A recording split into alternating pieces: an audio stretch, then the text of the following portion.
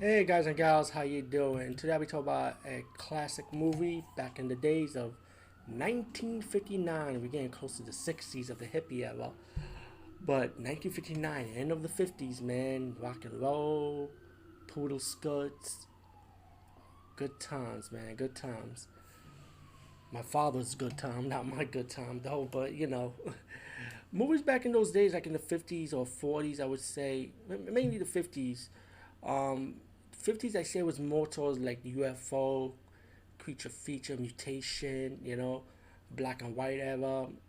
And the movie, to me, those type of movies during those eras, I feel like it always built around more on a story, building up character.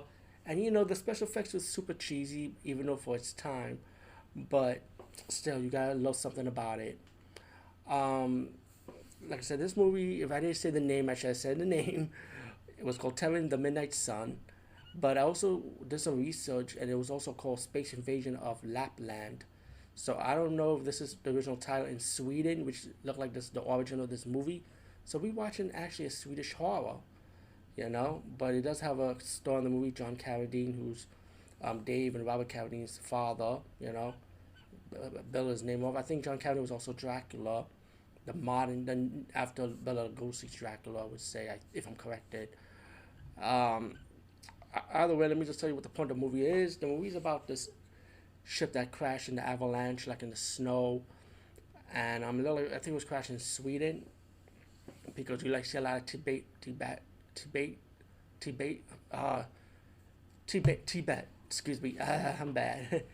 People around in this movie, and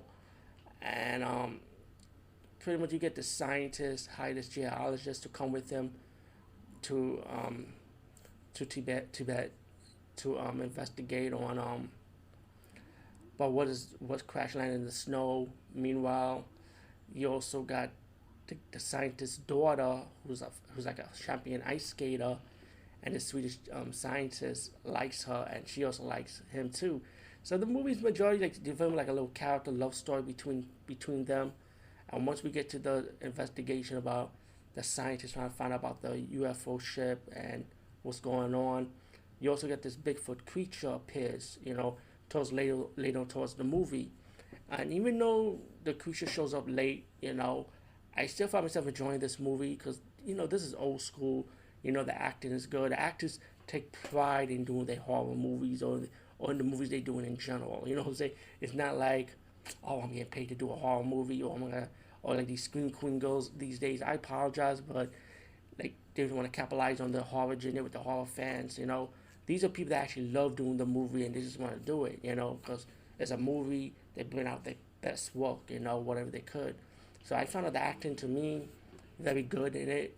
Special effects, I personally like it. I love these type of movies. That you use your imagination, get very creative. The Bigfoot looked like a warthog with 2 feet and leg that can actually walk. You know, the aliens. I wish there was a little bit more to the aliens. Mainly when you get towards the end, they just like pop up. But still, I kind of find them like a little intimidated. In a way. So I gotta respect that. I guess less is more in a way. I would say. The ending for this movie is pretty much like a Frankenstein type of ending. You will still feel kind of sorry for the creature, but all in all, I found myself enjoying the movie. And Telling the Midnight Sun, aka Space Invasion of Lapland, I say definitely check it out. I highly recommend it. Anyway, peace out and see you later, guys and gals.